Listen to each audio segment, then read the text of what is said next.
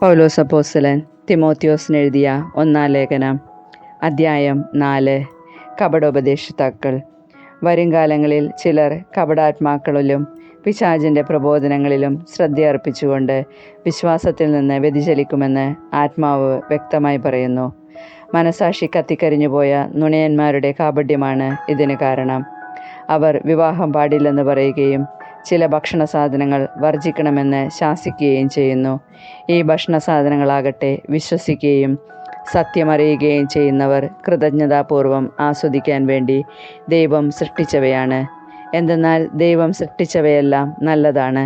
കൃതജ്ഞതാപൂർവമാണ് സ്വീകരിക്കുന്നതെങ്കിൽ ഒന്ന് നാം നിരാകരിക്കേണ്ടതില്ല. കാരണം അവ ദൈവവചനത്താലും പ്രാർത്ഥനയാലും വിശദീകരിക്കപ്പെടുന്നു. യഥാർത്ഥ ശുശ്രൂഷകൻ. ഇക്കാര്യങ്ങൾ നമ്മുടെ സഹോദരരെ ശ്രദ്ധയിൽപ്പെടുത്തിയാൽ നീ യേശുക്രിസ്തുവിൻ്റെ നല്ല ശുശ്രൂഷകനായിരിക്കും. വിശ്വാസത്തിൻ്റെ വചനങ്ങളാലും നീ ഇതുവരെ അനുവർത്തിച്ചു പോന്ന നല്ല വിശ്വാസ സംഹിതയാലും പരിപോഷിപ്പിക്കപ്പെട്ട ശുശ്രൂഷകൻ. ലൗകികവും അർത്ഥശൂന്യവുമായ കെട്ടുകഥകൾ നീ തീർത്തും അവഗണിക്കുക. ദൈവഭക്തിയിൽ പരിശീലനം നേടുക. ശാരീരികമായ പരിശീലനം കൊണ്ട് കുറച്ച് പ്രയോജനമുണ്ട്. എന്നാൽ ആത്മീയത എല്ലാവിധത്തിലും വിലയുള്ളതാണ്. എന്തുകൊണ്ടെന്നാൽ അത് ഈ ജീവിതത്തെയും വരാനിരിക്കുന്ന ജീവിതത്തെയും സംബന്ധിക്കുന്ന വാഗ്ദാനങ്ങൾ ഉൾക്കൊള്ളുന്നു. വചനം വിശ്വാസയോഗ്യവും തികച്ചും സ്വീകാര്യവുമാണ്.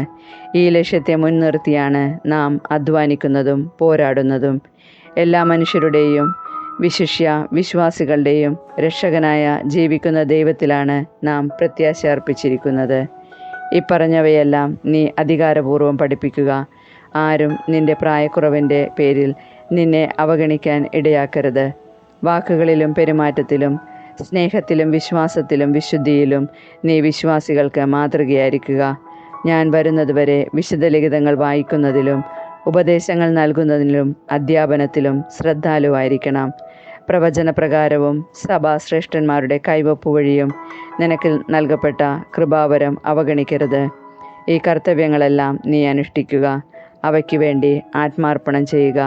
അങ്ങനെ എല്ലാവരും നിന്റെ പുരോഗതി കാണാൻ ഇടയാകട്ടെ. നിന്നെക്കുറിച്ചും നിന്റെ പ്രബോധനത്തെക്കുറിച്ചും ശ്രദ്ധിക്കുക. അവയിൽ ഉറച്ചു നിൽക്കുക. അങ്ങനെ ചെയ്യുന്നത് വഴി നീ നിന്നെ തന്നെയും നിന്റെ ശ്രോതാക്കളെയും രക്ഷിക്കും. പൗലോസ് അപ്പോസ്തലൻ തിമോത്തിയോസിനെഴുതിയ ഒന്നാം ലേഖനം, അദ്ധ്യായം 5. പെരുമാറ്റക്രമം.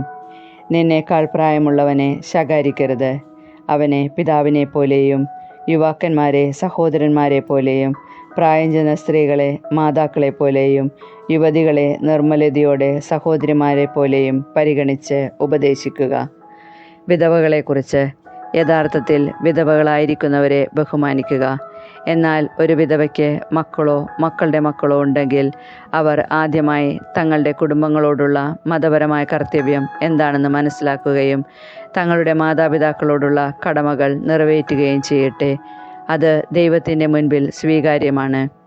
ഏകാകിനിയായ ഒരു യഥാർത്ഥ വിധവയാകട്ടെ ദൈവത്തിൽ പ്രത്യാശ അർപ്പിച്ചുകൊണ്ട് അപേക്ഷകളിലും പ്രാർത്ഥനകളിലും ദിനരാത്രങ്ങൾ ചെലവഴിക്കുക.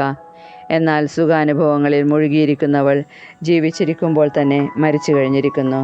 അവർ കുറ്റമറ്റവരായിരിക്കാൻ വേണ്ടി നീ ഇതെല്ലാം അവരെ ഉത്ബോധിപ്പിക്കുക.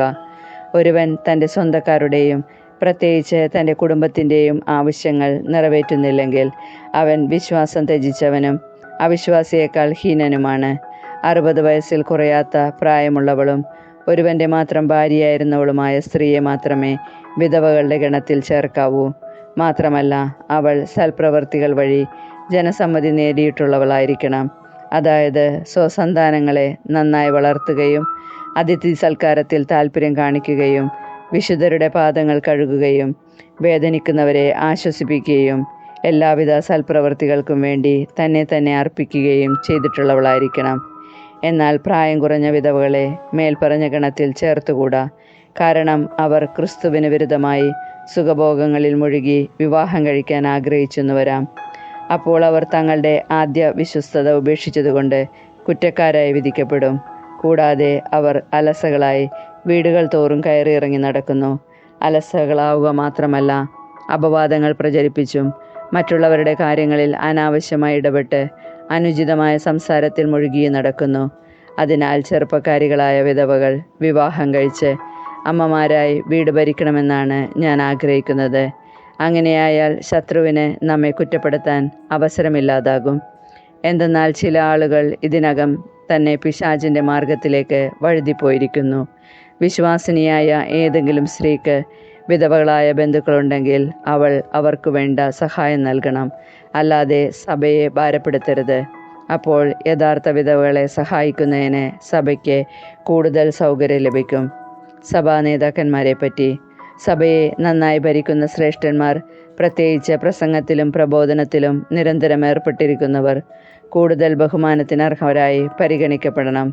ധാന്യങ്ങൾ ചവിട്ടിമെതിക്കുന്ന കാളയുടെ വായ് മൂടിക്കെട്ടരുത്. എന്നും വേല ചെയ്യുന്നവൻ കൂലിക്കർഹനാണെന്നും വിശുദ്ധ ലിഖിതം പറയുന്നു. 2-3 സാക്ഷികളുടെ മൊഴി കൂടാതെ ഒരു ശ്രേഷ്ഠനെതിരെയുള്ള എന്തെങ്കിലും ആരോപണം സ്വീകരിക്കരുത്. പാപകൃത്യങ്ങളിൽ നിരന്തരം വ്യാപരിക്കുന്നവരെ എല്ലാവരുടെയും മുൻപിൽ വച്ച് ശകാരിക്കുക. മറ്റുള്ളവരിൽ ഭയം ജനിപ്പിക്കാൻ അത് സഹായിക്കും.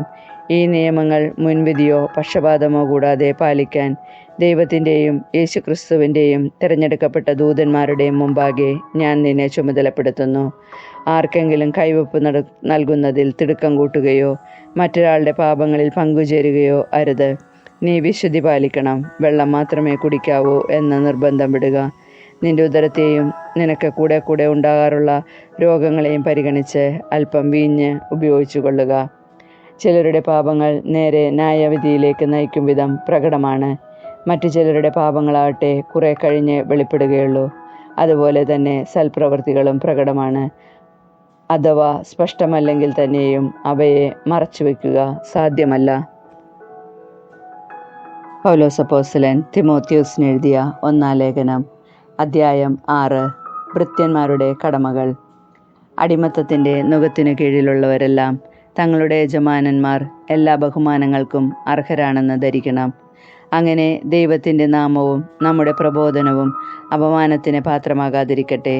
യജമാനന്മാർ വിശ്വാസികളാണെങ്കിൽ അവർ സഹോദരന്മാരാണല്ലോ എന്ന് കരുതി അടിമകൾ അവരെ ബഹുമാനിക്കാൻ ശ്രദ്ധിക്കണം. കൂടുതൽ മെച്ചപ്പെട്ട രീതിയിൽ സേവനം ചെയ്യുകയും വേണം. ഈ സേവനം ലഭിക്കുന്നവർ വിശ്വാസികളും പ്രിയപ്പെട്ടവരുമാണല്ലോ. ഇക്കാര്യങ്ങളാണ് നീ പഠിപ്പിക്കുകയും ഉത്ബോധിപ്പിക്കുകയും ചെയ്യേണ്ടത്.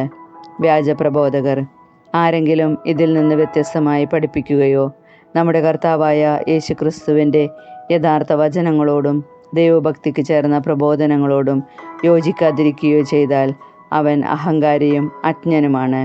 എല്ലാറ്റിനെയും ചോദ്യം ചെയ്യാനും വാക്കുകളെ ചൊല്ലി തർക്കിക്കാനുമുള്ള ദുർവാസനയ്ക്ക് വിധേയനാണവൻ. ഇതിൽ നിന്ന് അസൂയയും വഴക്കും അപവാദവും ദുസ്സംശയങ്ങളും ഉണ്ടാകുന്നു. ദുഷിച്ച മനസ്സുള്ളവരും സത്യബോധമില്ലാത്തവരും ദൈവഭക്തി ധനലാഭത്തിനുള്ള മാർഗമാണെന്ന് കരുതുന്നവരുമായ മനുഷ്യർ തമ്മിലുള്ള തുടർച്ചയായ വാദകോലാഹലങ്ങളും ഇതിൻ്റെ ഫലമത്രേ. ഉള്ളതുകൊണ്ട് തൃപ്തിപ്പെടുന്നവന് ദൈവഭക്തി വലിയൊരു നേട്ടമാണ്. കാരണം നാം ഈ ലോകത്തിലേക്ക് ഒന്നും കൊണ്ടുവന്നില്ല, ഇവിടെ നിന്ന് ഒന്നും കൊണ്ടുപോകാനും നമുക്ക് സാധിക്കുകയില്ല. ഭക്ഷണവും വസ്ത്രവും ഉണ്ടെങ്കിൽ അതുകൊണ്ട് നമുക്ക് തൃപ്തിപ്പെടാം. ധനവാന്മാരാകണമെന്ന് ആഗ്രഹിക്കുന്നവർ പ്രലോഭനത്തിലും കെണിയിലും മനുഷ്യനെ അധംപതനത്തിലേക്കും നാശത്തിലേക്കും തള്ളിയിടുന്ന നിരവധി വ്യാമോഹങ്ങളിലേക്കും നിബന്ധിക്കുന്നു. എന്തെന്നാൽ ധനമോഹമാണ് എല്ലാ തിന്മകളുടെയും അടിസ്ഥാന കാരണം. ധനമോഹത്തിലൂടെ പലരും വിശ്വാസത്തിൽ നിന്ന് വ്യതിചലിച്ചു പോകാനും ഒട്ടേറെ വ്യതകളാൽ തങ്ങളെ തന്നെ മുറിപ്പെടുത്താനും ഇടയായിട്ടുണ്ട്. വിശ്വാസിയുടെ പോരാട്ടം.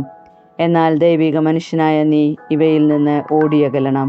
നീതി, ദൈവഭക്തി, വിശ്വാസം, സ്നേഹം, സ്ഥിരത, സൗമ്യത എന്നിവയെ ഉന്നം വയ്ക്കുക. വിശ്വാസത്തിൻ്റെ നല്ല പോരാട്ടം നടത്തുകയും നിത്യജീവനെ മുറുകെ പിടിക്കുകയും ചെയ്യുക. ഇതിലേക്കാണല്ലോ നീ വിളിക്കപ്പെട്ടിരിക്കുന്നത്. അനേകം സാക്ഷികളുടെ മുമ്പാകെ നീ ഇത് ദൃഢമായി ഏറ്റുപറഞ്ഞിട്ടുള്ളതാണല്ലോ. എല്ലാറ്റിനും ജീവൻ നൽകുന്ന ദൈവത്തിൻ്റെയും പാന്തിയോസ് പീലാത്തോസിൻ്റെ മുൻപിൽ സത്യത്തിന് സാക്ഷ്യം നൽകുന്ന യേശുക്രിസ്തുവിൻ്റെയും സന്നിധിയിൽ നിന്നോട് ഞാൻ കൽപ്പിക്കുന്നു. കർത്താവായ യേശുക്രിസ്തുവിൻ പ്രത്യക്ഷപ്പെടുന്നതുവരെ പ്രമാണങ്ങളെല്ലാം നിഷ്കളങ്കമായും അന്യോന്യമായും നീ കാത്തു സൂക്ഷിക്കണം. വാഴ്ത്തപ്പെട്ടവനും ഏകപരമാധികാരിയും രാജാക്കന്മാരുടെ രാജാവും പ്രഭുക്കളുടെ പ്രഭുവുമായ ദൈവം യഥാകാലം ഇത് വെളിപ്പെടുത്തി തരും. അവിടുന്ന് മാത്രമാണ് മരണമില്ലാത്തവൻ.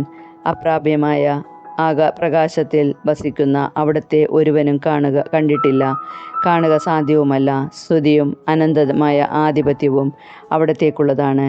ആമേൻ. ഈ ലോകത്തിലെ ധനവാന്മാരോട് ഔദത്യം ഉപേക്ഷിക്കാനും തങ്ങളുടെ പ്രതീക്ഷകൾ അനിശ്ചിതമായ സമ്പത്തിൽ വയ്ക്കാതെ അവയെല്ലാം നമുക്ക് അനുഭവിക്കാൻ വേണ്ടി ധാരാളമായി നൽകിയിട്ടുള്ള ദൈവത്തിൽ അർപ്പിക്കാനും നീ ഉത്ബോധിപ്പിക്കുക. അവൻ നന്മ ചെയ്യണം, സൽപ്രവർത്തികളിൽ സമ്പന്നരും വിശാലമനസ്കരും ഉദാരമതികളുമായിരിക്കണം. അങ്ങനെ യഥാർത്ഥ ജീവൻ അവകാശമാക്കുന്നതിന് അവർ തങ്ങളുടെ ഭാവിക്ക് ഭദ്രമായ അടിത്തറ പണിയട്ടെ. അല്ലയോ തിമോത്തിയോസേ, നിന്നെ ഭരമേൽപ്പിച്ചിട്ടുള്ളതും നീ കാത്തു സൂക്ഷിക്കുക. അധാർമികമായ വ്യർത്ഥഭാഷണത്തിൽ നിന്നും വിജ്ഞാനാഭാസത്തിൻ്റെ വൈരുദ്ധ്യങ്ങളിൽ നിന്നും ഒഴിഞ്ഞു മാറുക. ഇവയെ അംഗീകരിക്കുക മൂലം ചിലർ വിശ്വാസത്തിൽ നിന്ന് തീർത്തും അകന്നു പോയിട്ടുണ്ട്. ദൈവത്തിൻ്റെ കൃപ നിന്നോടുകൂടെ ഉണ്ടായിരിക്കട്ടെ.